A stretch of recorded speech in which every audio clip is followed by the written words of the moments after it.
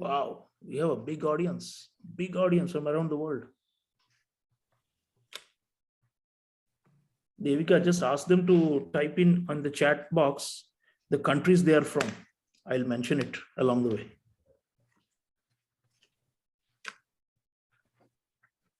Sure, sir, absolutely.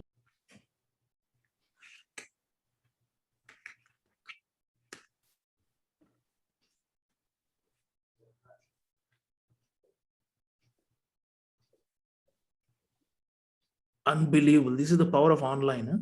Just look at the countries coming up on the screen.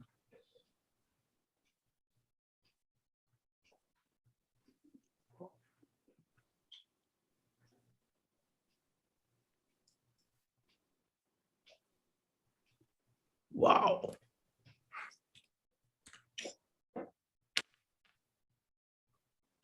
Given the audience size, I think we should talk less and take more questions.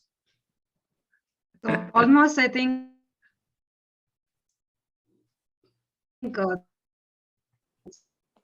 sometimes.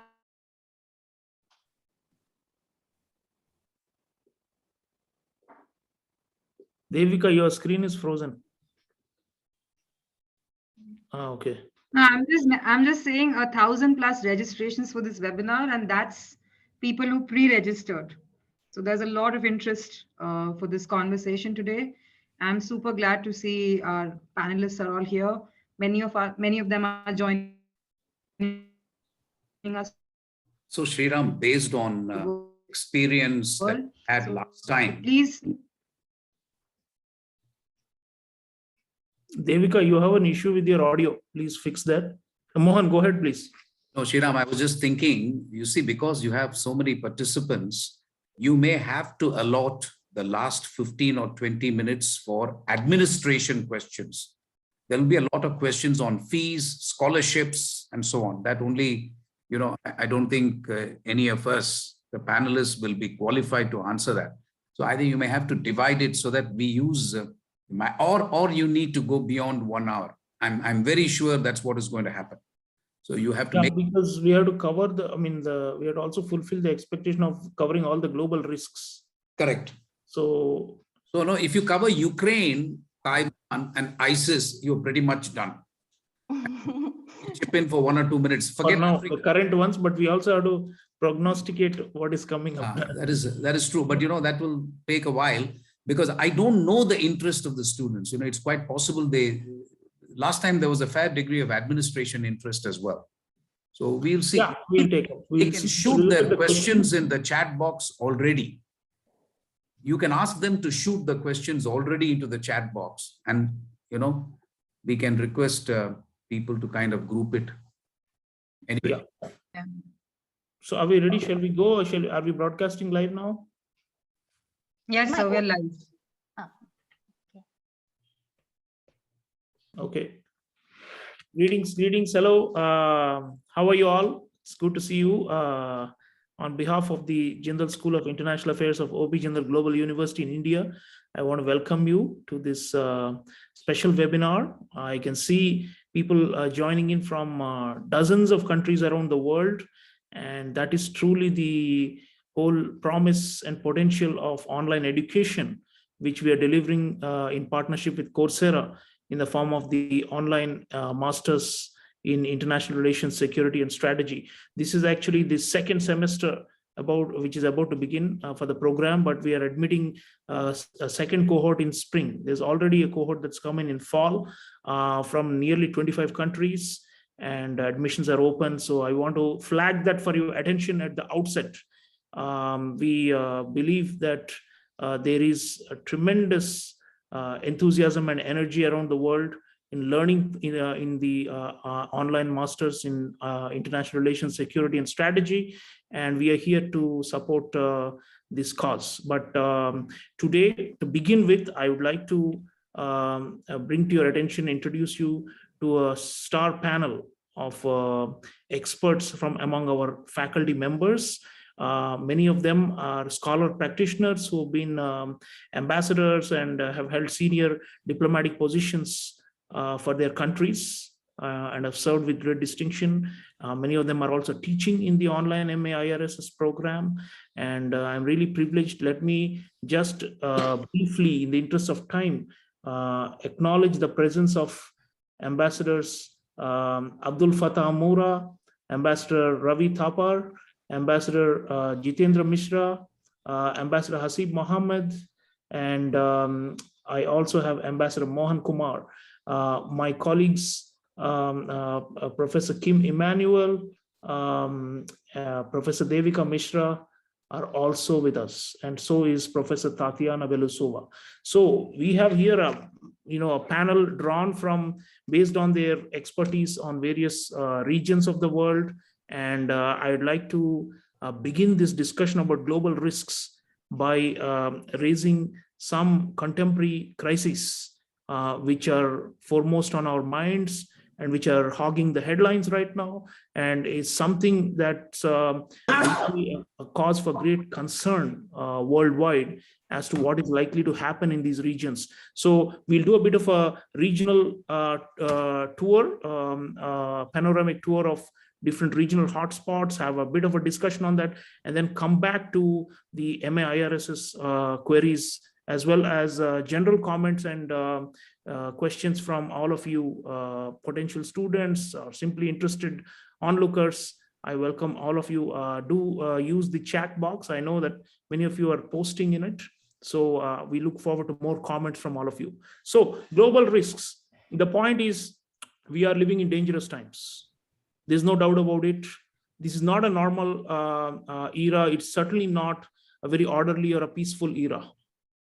You can see there are war clouds hovering over many regions, and you can see resurgence of violence. You can see potential unrest and overthrow of regimes and governments happening, and you can see a general sense of restlessness across the world, that things are not settled, things are not in order, and there may be more disorder than order at present.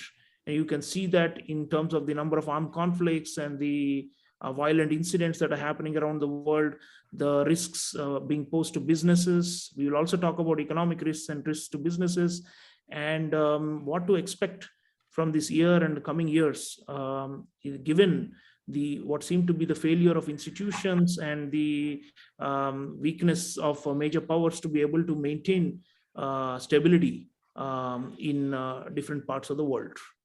And all of you, as concerned citizens of your respective countries and citizens of this world, you should be equally concerned and should be joining hands with us in thinking about potential ways out of these crises. So let me start with my colleague, Professor Tatiana Belousova, who is from Russia. And as you know, right now, there's no bigger crisis on the global mind than on what is happening on the borders involving Russia, Belarus, and Ukraine. And there are many, many viewpoints as to what is likely to happen. There have been a lot of alarming stories that have come out from the US government and on the Western media, believing that there is an imminent war or an invasion that's going to happen. On the other hand, the Ukrainians say that, well, we should not be panicking, but they are concerned. And then there are the Russians who believe that they are only acting defensively, and that they do not intend to invade. But and then there is this whole guessing game: will he or won't he, about Vladimir Putin, and what is in his mind? Nobody knows. But then the point is, something has changed in a way that was not the case for at least 30 years. It looks like the present security architecture in Europe is not likely to last the way it was, or at least the way the US expected it to be. So something is churning, and we would hope there is no war. We would hope there is no overthrow of any regime or any coup. And we certainly don't want refugees and another big humanitarian crisis in Europe. But anything is possible. And that's the whole beauty of international relations, international security and strategy, what we're studying in our master's program. It's a glorious uncertainty. So Tatiana, Professor Tatiana Belisova, what do you think is the crux of the matter there? And how do you think this is going to evolve? And what is the risk you see, with this simmering, or it's not simmering anymore, it's on boiling point, because there's, mobilization of troops on both sides, and it could be a broader European war and not just limited to even Ukraine. So how could it happen that things have come to such a dire situation? Your assessment, Tatiana, please. Yeah, this is very unfortunate, isn't it? That kind of standoff happened between the nations which are supposed to treat each other as brothers and sisters. I think the entire conflict was fueled largely by misinformation and what we can call information hysteria. There are lots of exaggerations on the part of the Western powers. They have created this kind of Frankenstein, the monster out of Russia. And they have kept portraying Russia as an aggressor, spoiler, rules breaker. And I think the key point here is that Russian government tries to convey the message that enough is enough. We are not talking, I'm sure that war is not going to happen. There will be no all-out war between Russia and Ukraine, simply because when you conduct the kind of cost and benefits analysis, then definitely a cost will overweigh hugely. And we should keep that in mind. So I think we should cross out the possibility of all-out war. But what Russian government is trying to convey is that, like I mentioned before, enough is enough. And it's mainly about NATO expansion, as we have heard on multiple occasions. That has happened already throughout the last decades. There have been several rounds of expansions, and now the patience of Russian government just somewhat has run out. And we should understand these concerns. And I just don't understand why Western powers, NATO and its allies, why they have failed to understand Russia's concerns in terms of its national security.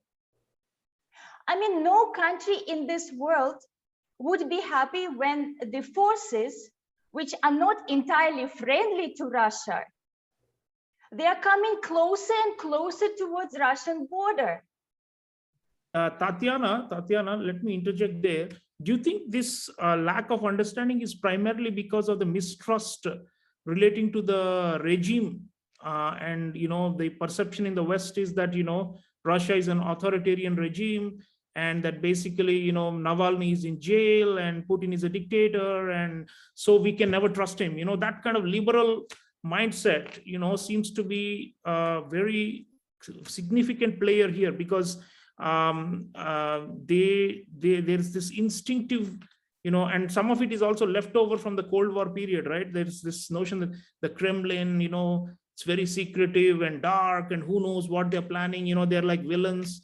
So there is that whole thing, and probably that is one of the, and then they say Ukraine is a democracy as opposed to Russia, which is not. How much of this liberal ideology you think is one of the big, probably a barrier to understanding right now between all the concerned parties at the interstate level?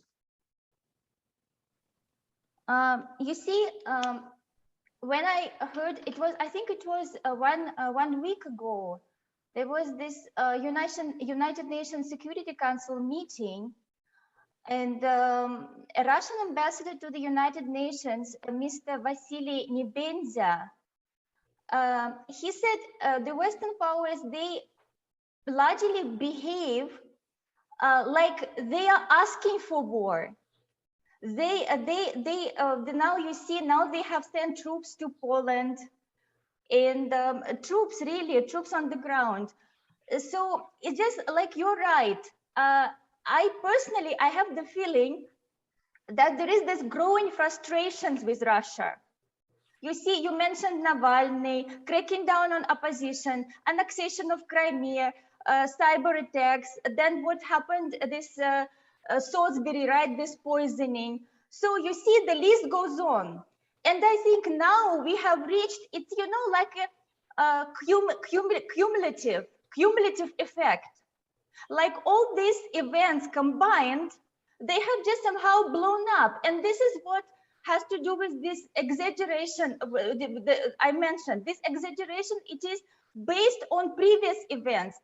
So the Western powers, US and its allies, they have been largely frustrated with Russia. And Russia is frustrated so it's vice versa. But what about the diplomacy? There, interesting thing, like during the Cold War, the good thing is that they're talking. I mean, it's not like they're completely just airing accusations at each other. They have had multiple meetings in Europe and in different formats, and they're continuing the top leadership, you know, at the levels of Secretary of State and Foreign Minister. So the dialogue, there's been an exchange. There's a list of demands of the Russians, then the list of counter demands or replies by the West. So at least there is hope that we can avoid the worst outcome, because it seems like they have not completely given up on diplomacy. So should we be hopeful on that front, Tatiana?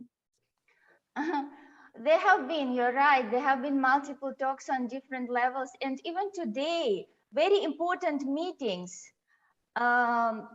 Newly elected Chancellor of Germany, Olaf Scholz, went to Washington to meet Joe Biden. Emmanuel Macron, interestingly, French President Emmanuel Macron went to Russia to meet personally Vladimir Putin. And you know what? Vladimir Putin personally invited Emmanuel Macron. So Putin selected French president, just someone to talk to, someone from the Western world, from another bloc, we can say, to talk to discuss. So we really, I think all of us should be helpful that there will be this, the diplomatic solution will be found. But unfortunately, the previous talks, they have not brought any positive outcomes. We should admit that. But at the same time, you see, I think eventually what is going to happen is that both sides need to find a compromise. No, both sides need to compromise. Russia should compromise on its demands. And I don't understand why Western countries, they say that this that Russian demands about further enlargement and bringing Ukraine and Georgia into NATO, why it is a non-starter. Yeah. Thank you, Tatiana. I think you've clarified the path out. Now let me bring in Ambassador Mohan Kumar. He was India's ambassador to France before joining our faculty, and is teaching in the MA IRSS program of Coursera. Mohan, you have served in Paris, and Tatiana was just talking about the efforts of the Europeans to take an independent position somewhat from the US, and to be somewhat more conciliatory towards Russia. It's especially the Germans are like that, but even the French seem to be like that. So because they don't want a European war, and because they will be the ones to suffer the most, they're dependent on Russian gas, right? So so Mohan, the European capital's perspective, if you can shine some light on it, and they don't, I think they are definitely not taking the hardline position of the US, and they seem to be more pragmatic. With the Nord Stream 2 pipeline is bringing gas from Russia to Germany, and Macron, who Tatiana just mentioned, believes that Europe should become an independent, like a separate power center apart from China and the US. So your thoughts, Mohan, on whether the Europeans, and they have a format of their own, France, Germany, Ukraine, and Russia. These four, they have a separate conflict resolution format of their own, but it looked like the US was trying to sideline the Europeans, and now the Europeans are trying to get back in. So your thoughts on this whole, you know this region very well. Thank you, Sreeram. Most fascinating to listen to Professor Tatiana. No, there are 2, 3 factors at work. One is that France holds the presidency of the EU. It's a rotating presidency of 6 months. And whenever a French president gets a chance to strut about on the world stage and do mediation, no president will miss an opportunity like that. It goes back to France, which I think thinks of itself as a very, very grand power. I mean, you have to go back to Charles de Gaulle to understand the French logic. I mean, Nicolas Sarkozy did it when Georgian crisis happened. And this is perfect for Macron, who's smart, who's intelligent, and who kind of, wants to project French power onto the world stage. Remember, there are also elections coming on in May, and the French like to see their president as being very presidential, the global statesman who will bring peace to the world. So that is one factor at work. The second, as you rightly say, is what is known as the Normandy format, which is you've got you've got Russia and Ukraine, and then you've got France and Germany. If in an ideal world, this issue should be dealt with by Europe, really. I mean, there is no place for anybody else, frankly. And which is why I would urge those who are interested to see the Indian statement. We abstained when the issue came to the Security Council. And in our statement, we mentioned Normandy format 4 times and Minsk Accords 3 times in a very brief statement. So for us, the issue is clear because we are doing a very tightrope balancing act between United States and Russia, and we have good relations with both. So that is the second thing I would say. But I do have one question for Professor Tatiana, if you allow me. I mean, she is right. Most of the things that she has said, I can accept. But there is one thing that is a source of puzzle, and I believe that was a provocative act, if you don't mind my saying it, Tatiana. The Russian troops which have been brought to the border, and it is reported there are 100,000 troops. I am told 50 to 55,000 are permanently stationed there anyway. So we will leave out the 50 or 55,000. You still have to accept that bringing 45,000 tanks and troops to the border is an act of provocation. So that is one on which I would like your reaction. Everything else that you say about the positions, I completely accept. But this is something which set off this whole crisis. And to me, that was the beginning of this whole issue. But to finish my brief remarks, I agree with Professor Tatiana's assessment that an all-out war will not be in the interest of everybody.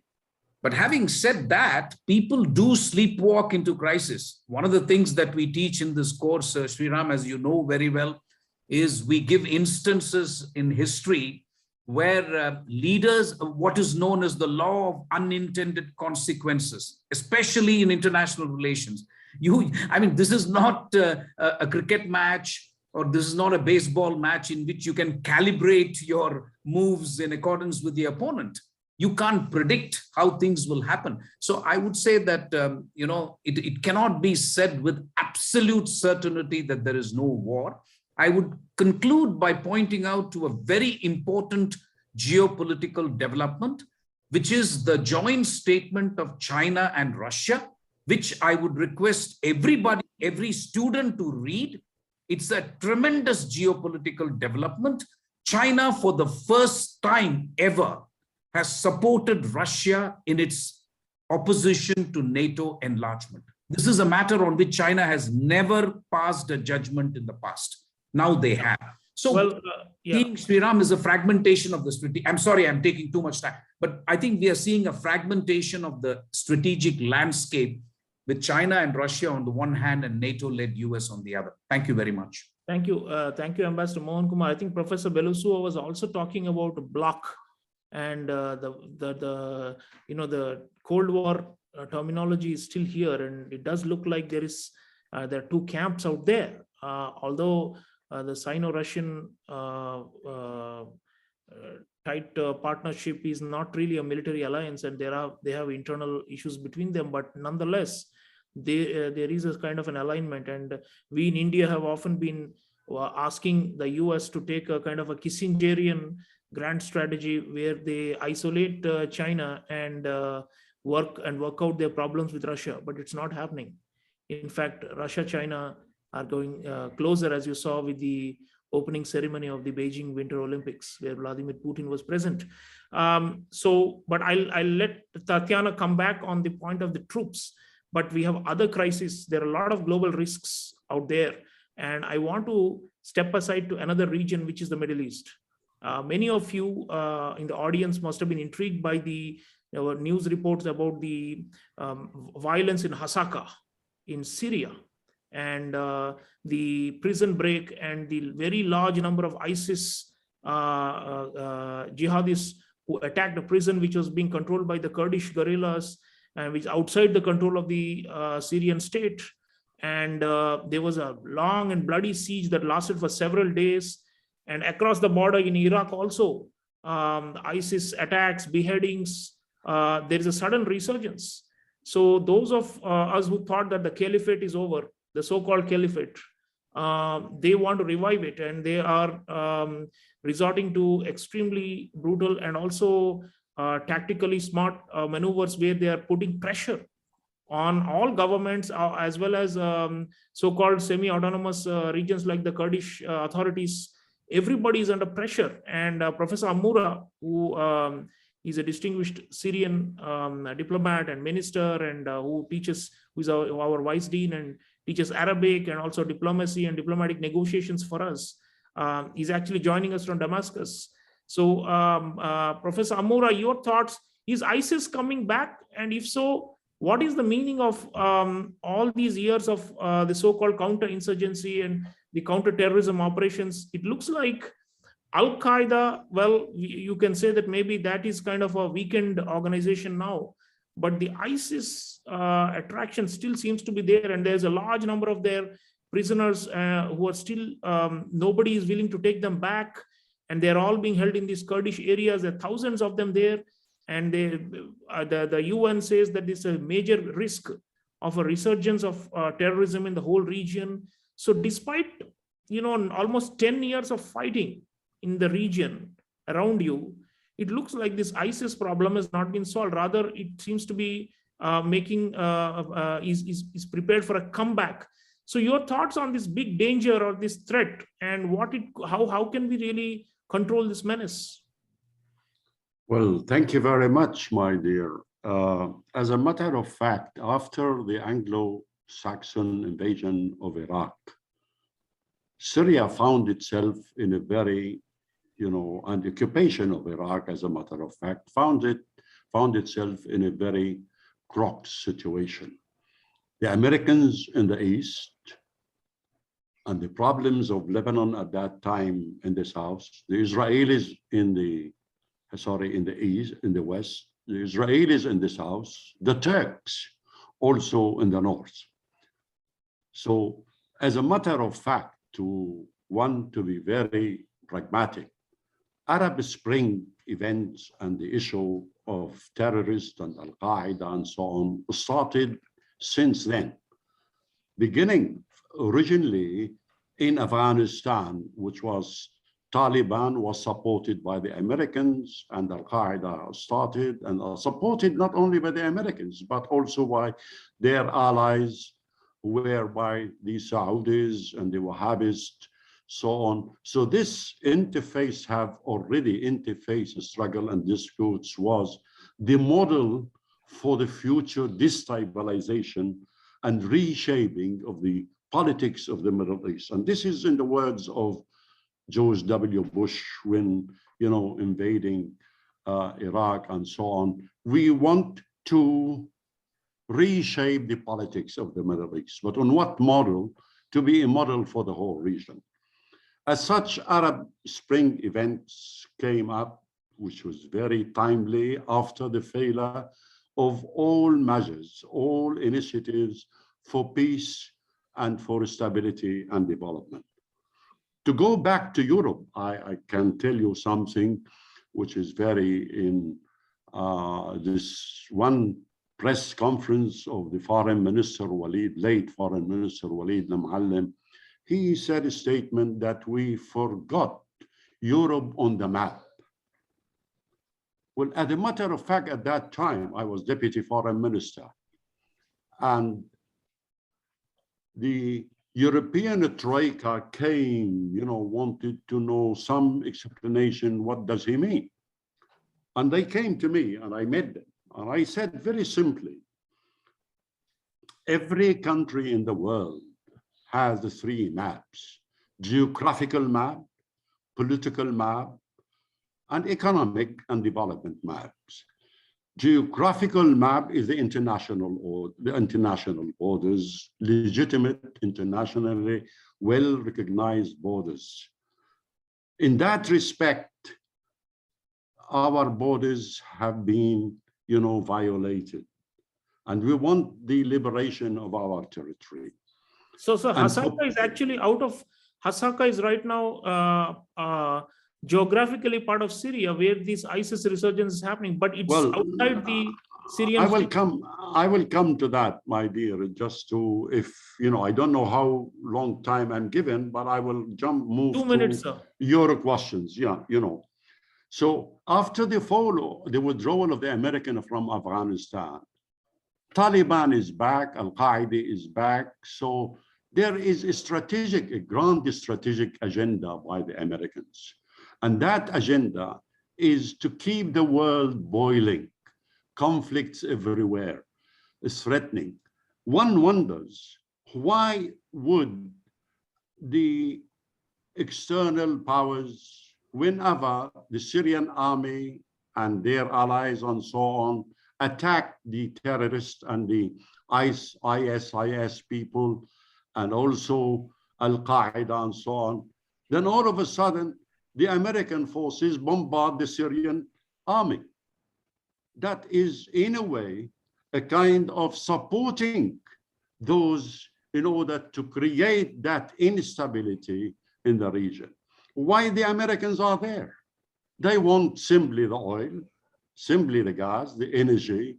They want to be on the ground, and they said it openly in that. Why they are in occupying, supporting all this.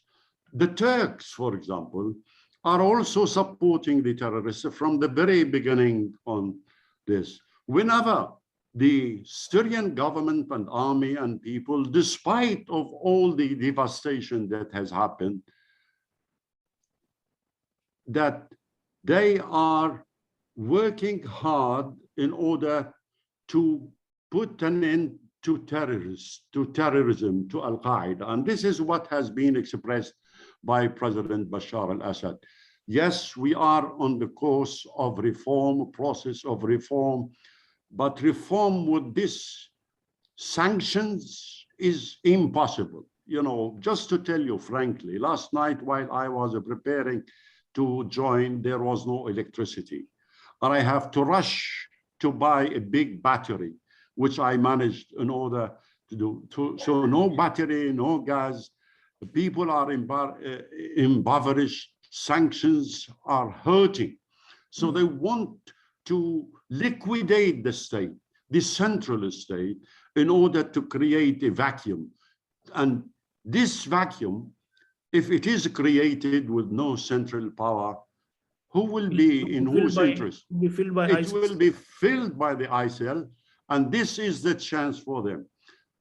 You remember, and my colleague remember also, that there has been a lot of talks about Syria going back to the League of Arab States to take its seats back. But only Qatar and Saudi said no. So we are not in a hurry, as a matter of fact. We are a member anyway. And then our seat is suspended, our membership is suspended for the moment. But unless we put up and finish with the terrorist itself, it will be very, very difficult and very risky, not only for Syria, but for the whole region. Right, sir. So yeah. I thank you. The points are well taken. The Syrian state has been kept weak. There's a lot of bad blood going back for 10 years of the long war, and as a result of this weakness, you have vacuums that could be filled by dangerous actors, and we are seeing that now in the so-called resurgence of ISIS. So certainly this is a major issue and something that's likely to, and not just remain limited to the Middle East, because the ISIS ideology is global. And we know many parts of the world where so-called lone wolves or just online radicalized young people have taken inspiration from ISIS and are carrying out attacks. So this is, and to see the ISIS take a stand against the Kurdish and the Americans for nearly 1 week in Hasaka, it is going to it has already raised the morale of the ISIS supporters worldwide. So this is not looking good, and this is something that's likely to be a major threat. I'll try and come back to this in questions, but let me move to another region of the world, which is of course India's backyard, the Indo-Pacific. And here I want to bring in Ambassador J.N. Mishra, who has served in the ASEAN region and who has vast understanding of it. He recently wrote an important piece about Vietnam and India cooperation. Ambassador Mishra, I'd like you to come in on the whole question of, the Taiwan Straits and the South China Sea, which are like perpetual crisis for the moment, because the global attention has shifted to Ukraine and to Europe.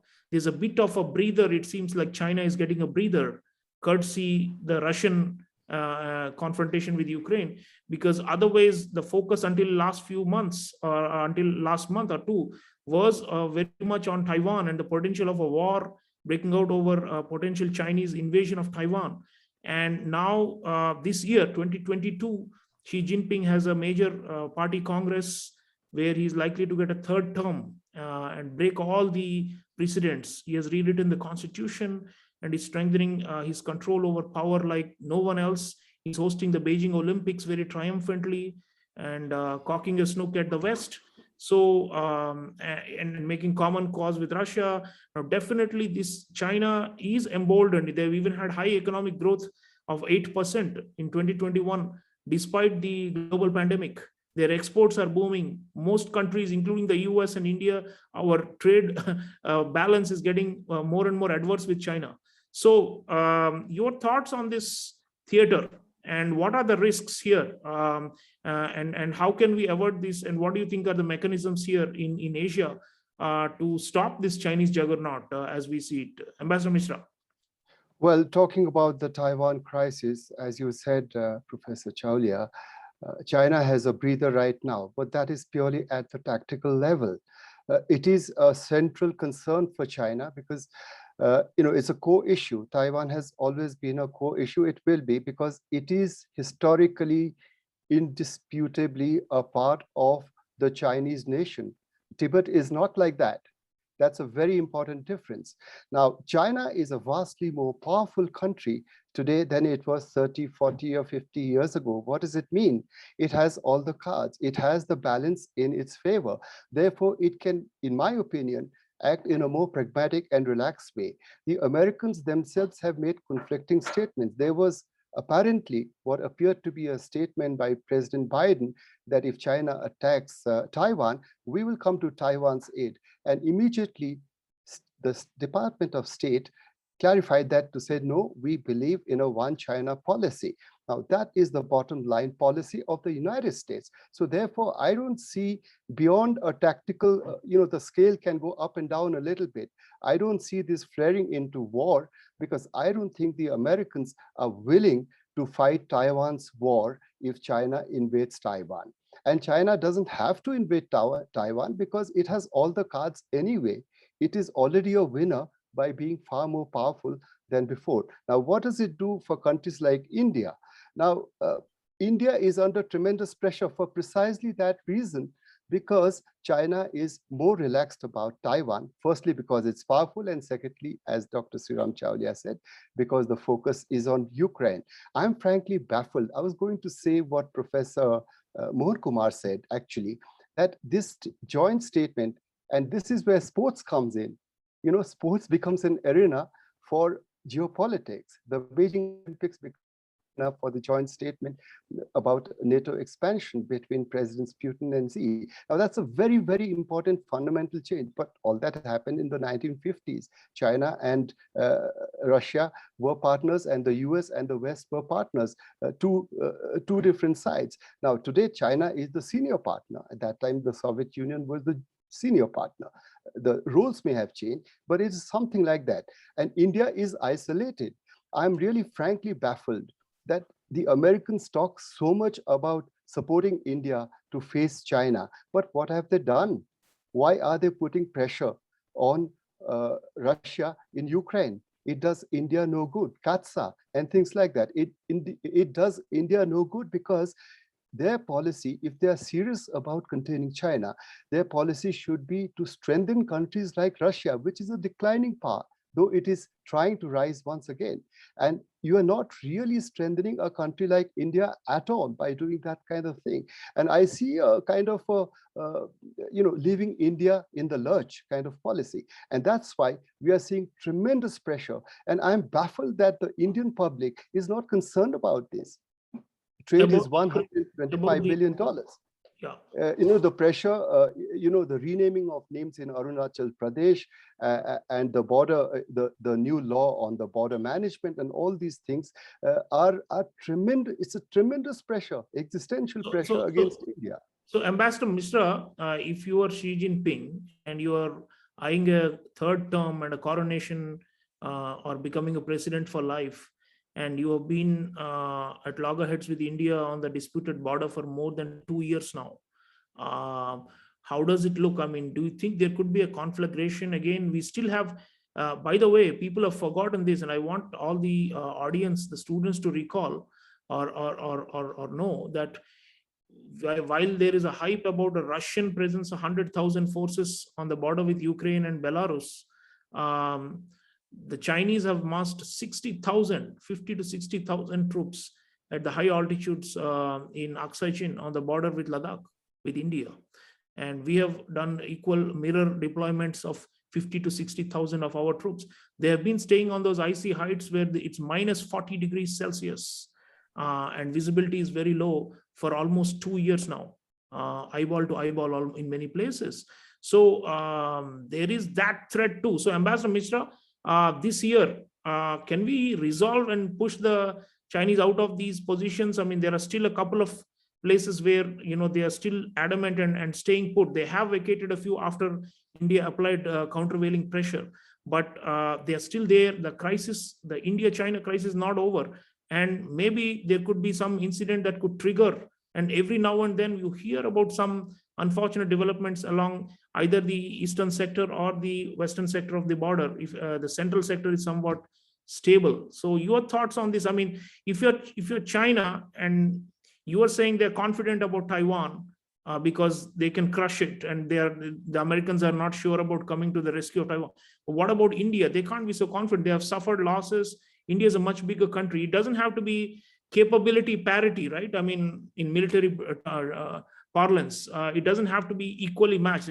As long as there is a potential to hurt China, they will be wary of carrying out more incursions. But there could be incident, there could be violence again, and that could be a major risk. We are not talking about Russia versus Ukraine or China versus Taiwan, where there is total asymmetry.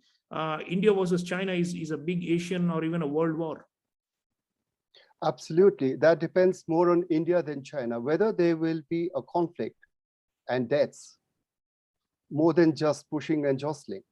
Depends entirely on India, because China has achieved its short-term objectives through the actions of 2020, by and large, because they wanted to respond to India's border infrastructure, the changes in the domestic politics of Jammu and Kashmir, etc. So they have sent a message to India. Now, India is not a pushover, as you say. India is not, say, I won't take names, but countries in Southeast Asia, for example. India is willing to fight and die and to kill, literally. And that's what has happened. And there are unconfirmed reports. Nobody can prove it. And I'm baffled by the Western media. They say at least 20 Indian soldiers died, and China has said 4 soldiers died. It should be the other way around. India declared 20 died immediately. China is, they are not coming clean on this. They only said 4 martyrs were recognized. They didn't say that only 4 died. So it's a very important difference. Now, the Western media is bafflingly siding with China in that way. So it depends on India, because as China has made statements recently, we should move from emergency border management to more stable long-term management. What does it mean? We have achieved our objectives. So you Indians, either you take it or are you willing to fight with us? Now, so that depends entirely on India. And India is not going to give in, I can assure you, because India is a strong country. There doesn't have to be symmetry. Mountain warfare doesn't depend on military symmetry. It depends on so many factors. Indians are good fighters, and the Chinese know that. And we probably give them more of a bloody nose. Let's hope the deterrence and the pushback will work, at least from an Indian point of view. But that is one of the risks, dear students and members in the audience. We want to highlight that just because it's off the radar a little bit, we are keeping it low profile, not much is being talked about.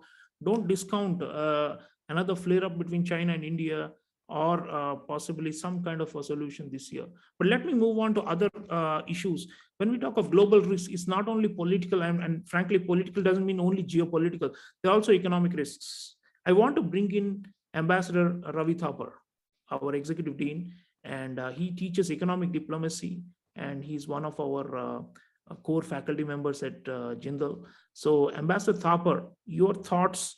You observe the global economic trends quite closely, and you see what is happening with the COVID downturn and the effort by various countries to rebound. It's not looking good. There were hopes of a positive recovery in 2022, but now most of these have been confounded by the new variants. That risk has not gone away, and we don't know where is the end point to this long stretched economic crisis that began 2020, early 2020. So how do you see things going forward for global economy? IMF, OECD, all of them are actually downgrading the forecast now and cutting 1 or 2 points. You don't see that same kind of bouncer optimism that was there 6 months ago or even 4 months ago.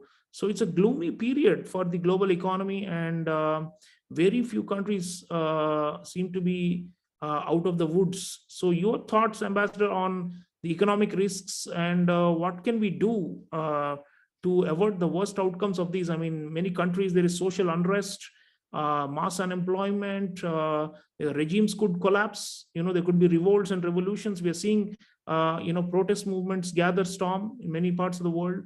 So the economic pressure and risks are tremendous. So your thoughts on this, Ambassador Thapar? Could you unmute yourself, please? Thank you, Professor. This is, in fact, also a very existential aspect. It's not just the political risks. I think the political risks are escalating as COVID is somewhat subsiding. The hope, I think, is that a lot of vaccinations are taking place, and countries, including India, are now beefing up vaccination supplies. There's no other escape, because if any section or part of the world gets infected, the danger is, including Africa, which I believe has not had too much infection, but if it does, the virus will mutate and hit back. So that is point number one. But we need to beef up the ongoing initiatives under the WHO. India has been sharing its know-how. It's also been exporting vaccines free. I must say, though, that the coronavirus has certainly dented into revenues, and the situation is very, very tight. On the one hand, we have global inequality, which has been growing. And the World Inequality Report notes that 10% of the population, the top population, the wealthy population, is walking away with 52% of the global wealth. And the gap between the 10th percent most wealthy people and the bottom 50% has grown by has doubled from 8 to 15 times. And it's also noted that there is inequality in vaccine. As I mentioned, the G20 countries are supposedly, they have received 15 times as many vaccine dosages as compared to some of the other countries. The UN estimates that between 2015 and 2015 and 2030, the world, on an average, the developing countries will need about $5 to $7 trillion budget expenditure every year in order to achieve the sustainable development goals. So the kitty has been hit very badly. As it is, the sustainable development goals were not being implemented, were not being optimally attended to. I think there is a further danger that this will be neglected. The good thing is that there is emerging consensus, the NGOs are active, and there is global attention on the downside, because if we don't reformat things quickly, this will get very, very severe.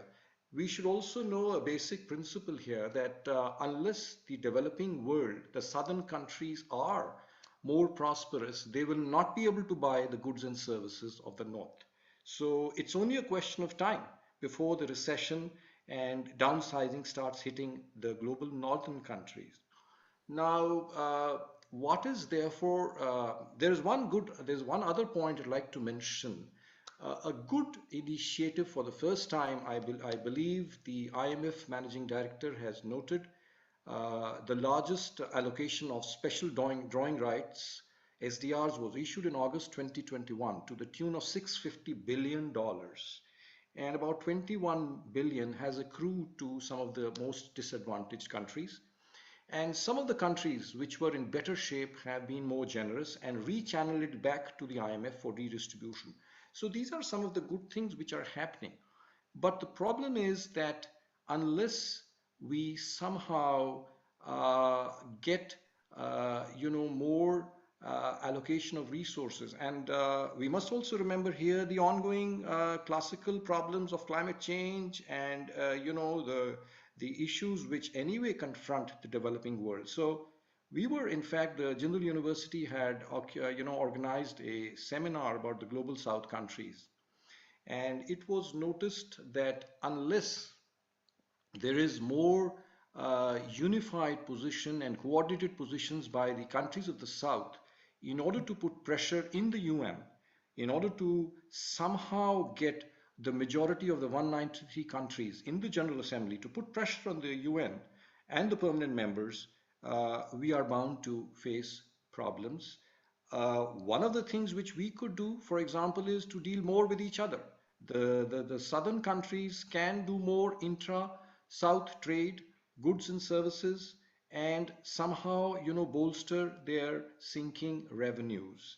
I think the only way, therefore, let me just summarize, is that vaccine, number one, we need to get this on board because this is emergent, this is existential, and we need to get this, distributed, more and more vaccinations. Two, we need to get more multilateral consensus on helping out the southern countries. The SDRs issue is very good, but maybe we should put more pressure on the countries of the north. And as I made an observation yesterday, the UN Charter, I mean, this is a much disputed thing. This has been ongoing for a very long time, but it's not the gospel of God.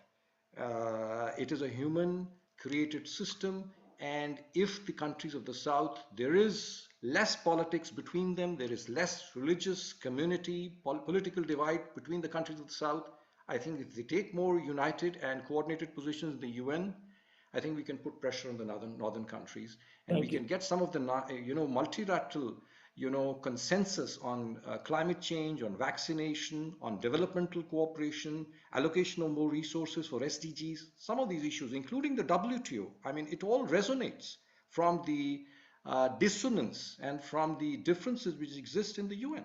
The UN is the apex multilateral organization in the world. So multilateralism must get a boost somehow, and the southern countries have to put pressure, unite, and take coordinated positions. So that's my take. Thank you. Thank you, Ambassador Thapar. Yeah, I think actually the setback from the COVID crisis, the economic effects have been felt uh, disproportionately in the global south. So really, the shrinking gap between emerging economies and the developed economies has now suddenly started widening again. So everything has been set back by about 30 years. So there are a lot of issues that we in the developing world will have to face, and maybe unity, as Ambassador Thapar is saying, is the key thing for us to emerge out of this crisis that was not of our making, but has now become an all prevalent reality. Okay, now I also have with me my friend Ambassador Hasib Mohammed from Trinidad and Tobago. He teaches in the Jindal School of International Affairs, and Hasib does courses both on international law and also on business risk and risk analysis.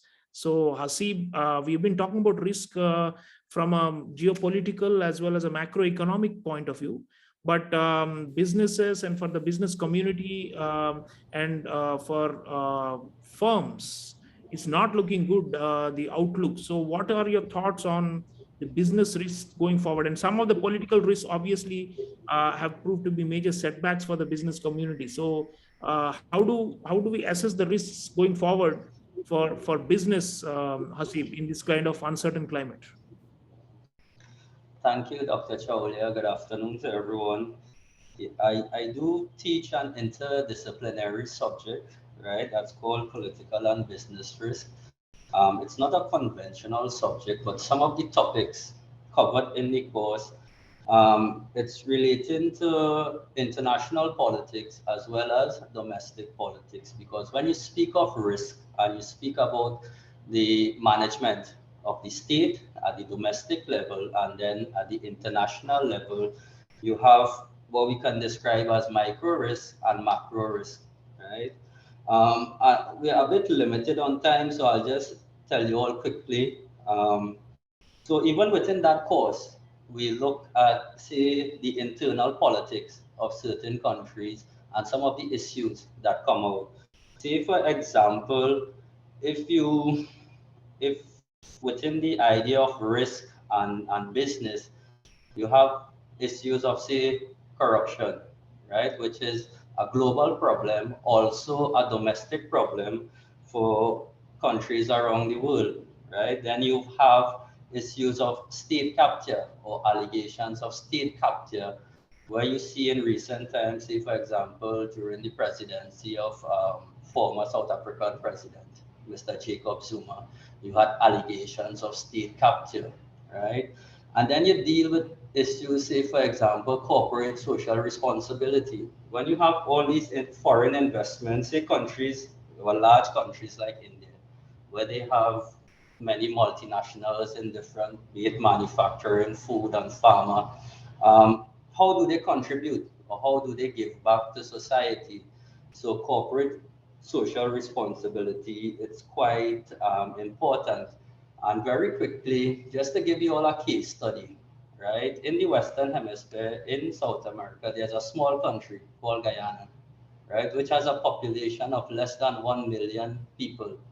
And recently, they had a constitutional crisis, they had a political crisis, and they have, well, the prior government had entered into an economic agreement with ExxonMobil for the exploitation of their oil resources, right? So basically what happened is that the former government collapsed. Then you had a change in government which challenged the ExxonMobil agreement, and basically they started to claim that it was unfair.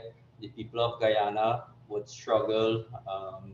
The American oil company, it's being exploitative. So you see an interaction, right, between law, politics, and well, big business or oil. So it's within that context, within the course, political and business risk analysis, we look at different topics that deal with not just internal or domestic politics, but even politics at the international level. Thank you. Thank you, Ambassador Hasib. Yeah, even though the online MAIRS is mainly focused on politics and military and defense type of issues, you cannot ignore the economic and the business angles. So, because they're always either in the forefront or behind the scenes, motivating the states and the other violent non-state actors. So, I also would like to introduce to all of you my colleague, Professor Kim Emmanuel, who's from St. Lucia, one of the small Caribbean island countries. And morning to you, Kim. Your thoughts on Africa, Latin America, and the Caribbean? We haven't really had a chance to talk about risks in that region. But what are the top risks for you sitting in St. Lucia, and you're looking at your own country and the broader the Caribbean nations and the Latin America? What do you see as maybe something that's an alarm sign or something that's going wrong and which could potentially have explosive or negative repercussions? Well, thank you, Professor Chaulia, for inviting me to this esteemed panel. Good morning from my end, because it's morning here. What I would say is that although in Europe and so forth, we're seeing a shift when it comes to discussions on the coronavirus, unfortunately, here in the hemisphere, we have been among the regions most affected. So for example, you have 1.5 million at least that has been affected by this virus in terms of death statistics in the region. So obviously, we are very much concerned about how it is that multilateral cooperation with various partners, including emerging countries like India, countries like China, and also the US, who is the regional hegemon. So we're very concerned about cooperating in order to address this common global threat. So I think in our region, this is still an issue for us moving forward. And how to address it, we would like to implement means of cooperation with traditional as well as non-traditional actors in the region. And I think basically that's what we focused on now from my view of what's happening in our region at this point. Thank you, Kim. I'll also want to bring in my colleague, Professor Devika Mishra, who actually is the key student success coordinator for the online MAIRSs, but also teaches courses on Latin America and has specialized in Latin America at her doctoral degree level. Devika, that region, Latin America, with a lot of changes, there are a lot of big elections coming up this year. I believe Brazil has a very big presidential election, the largest country in the region. And we've had some recent return to the left in some of these countries in the form of elections, but there is also severe unrest and disenchantment with the economic downturns and the loss of social support, safety nets and all that, and the rising inequalities, of course, always a perpetual problem. So, and then you have the so-called quote unquote the problem states like Cuba, Nicaragua, Venezuela, as you know, the crisis is endless and the number of refugees all over the region. So Devika, quickly, I would like you to reflect on the risks for that region, and then we can take some questions, especially relating to the MAIRSs. We are extending this seminar by 15 minutes, folks. So don't worry, we have a little bit of time. Devika. Okay, thank you, Professor Chaulia. So I feel, I mean, if we really want to study crisis and shifts and transfers of power and transfers in ideology, I don't think there is a better region to study them, especially for us IR academics, than Latin America. As Professor Chaulia said, there's a very important election coming up in Brazil this year. We get to see what happens with Bolsonaro. There was recently, there were some 4, if not 5 elections that were concluded in 2021 with a fantastically transformative election in Chile. which truly spells new things and new new kind of discourses happening in the region. So the region seems to be both post-right, because there seems to be disenchantment with the right, but it also seems to be post-left. What we've been talking about since that pink tide era, this exhaustion with post-progressivism, right? That logic is no longer making sense. Then you have a region which was always traditionally one of the most unequal regions in the world. And now you have the pandemic, which has significantly affected how economics is understood. You had several development logics tried and tested and rejected. So I think Latin America is going to be the region to really sort of understand what's going on. There were all these reports which spelled very bad economic recoveries for major countries in the region. And the newest sort of forecasts based on this have been much more promising than analysts had originally anticipated. What's going to happen if this global supply chain warfare that especially all of us in IR are very, very interested in, if this really pans out, how is Latin America playing it? In December, you had this huge meeting of the region in Mexico with the US, and then you had simultaneously, a China CELAC forum. So how is the region playing this entire angle? The information, the kind of policy preferences that are being forwarded about vaccines, something which I think Professor Amura and Professor Thapar were also mentioning. That's been very interesting. We could have a whole session on just talking about Latin America. So I'll limit myself to just mentioning that if you're interested in truly understanding how these global shifts and transfers are going to play, I believe the election in Brazil is going to be very, very important. It's very interesting what's happening in Venezuela politically. You've had Guaido kind of step back. There seems to be some sort of rapprochement happening. Ideology doesn't really make sense. It's no longer pure. I don't want to speak too much because we have two colleagues from the region here, but I'm just very curious. And I'll quickly throw this back to Professor Chaulia, so we have some time to talk about MAIRSS, the degree which has kind of connected us to you in this panel, and which we are offering with Coursera, and where many of our colleagues are obviously offering courses. So back to you, Professor Chaulia. So folks, you've heard about our opinions on what is been happening around the world in different regions, the hotspots, the flashpoints, and what could be a likely place where you could see significant unraveling and greater instability.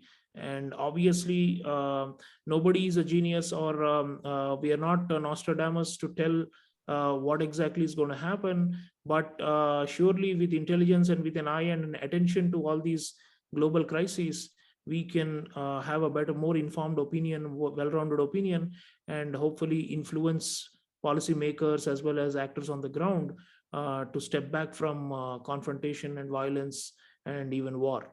But the point of the online MAIRSS is to educate students in these kinds of issues.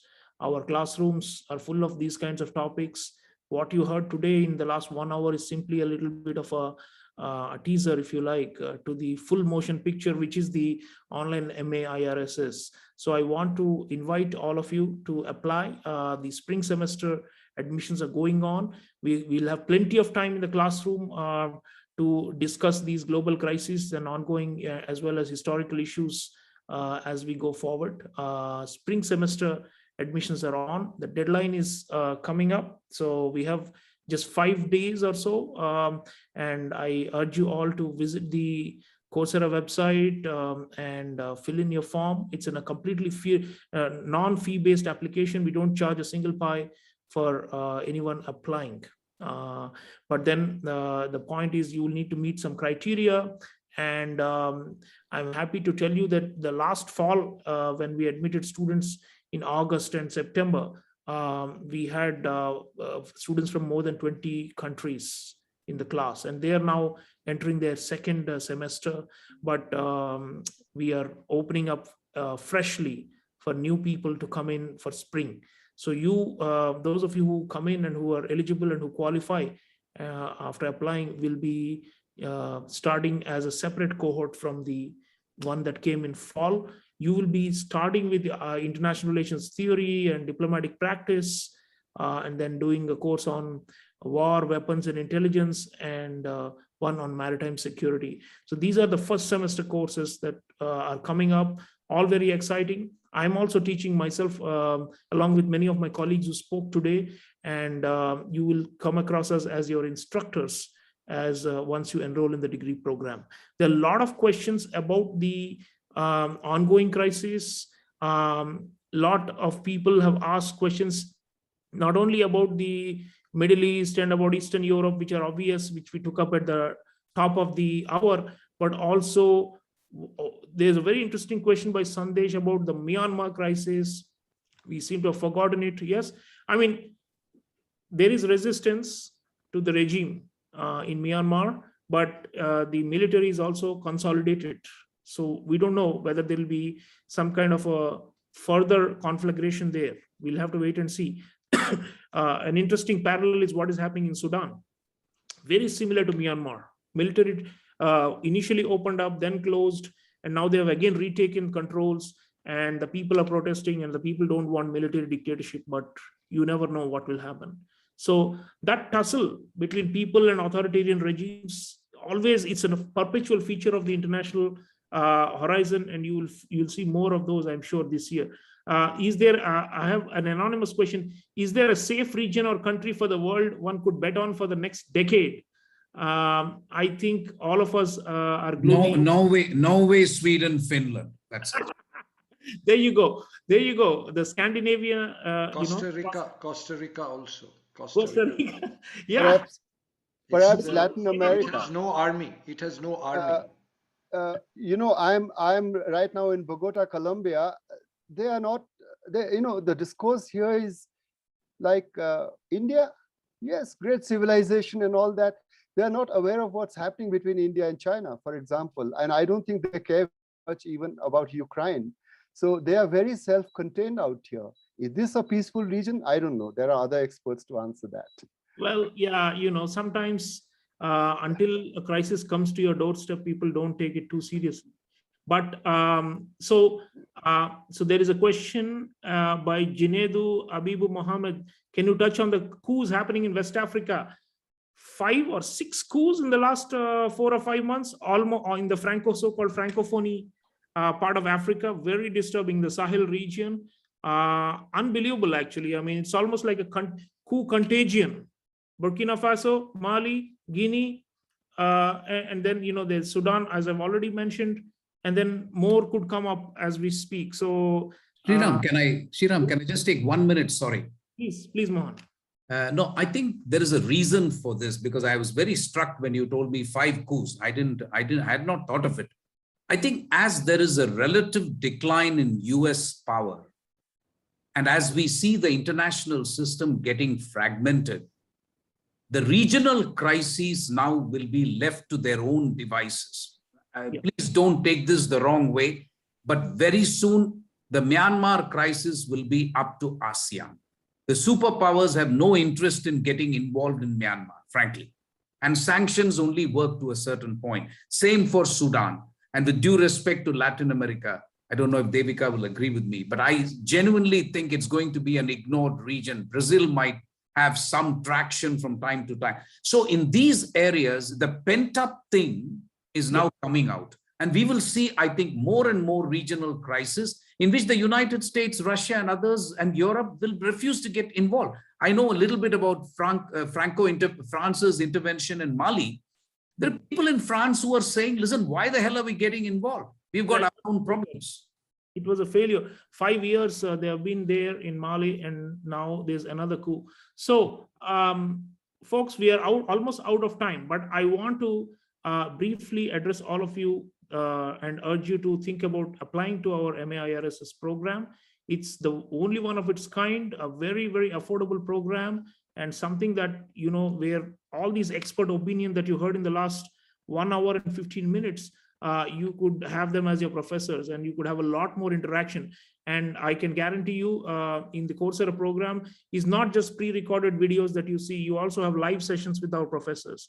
So, and these happen at frequent intervals throughout the semesters. So what happens is you actually get to learn from very learned people and people who have had a lot of practical experience, as you can see, having served in different regions of the world.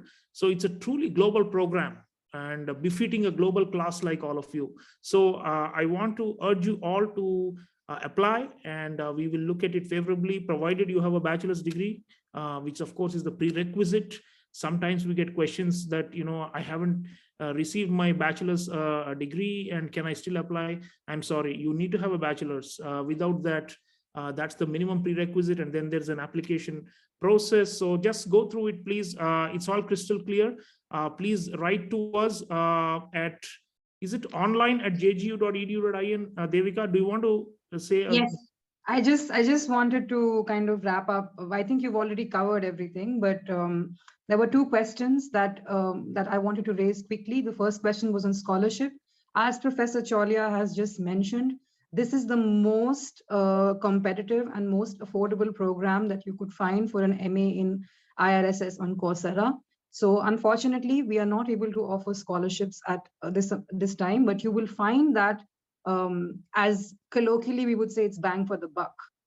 Secondly, where should you be writing to us? You should be writing to us at online@jgu.edu.in. Our admissions director, Anshul, has constantly been putting links in the chat. He has also been sharing our webpage. He has been sharing the faculty profiles.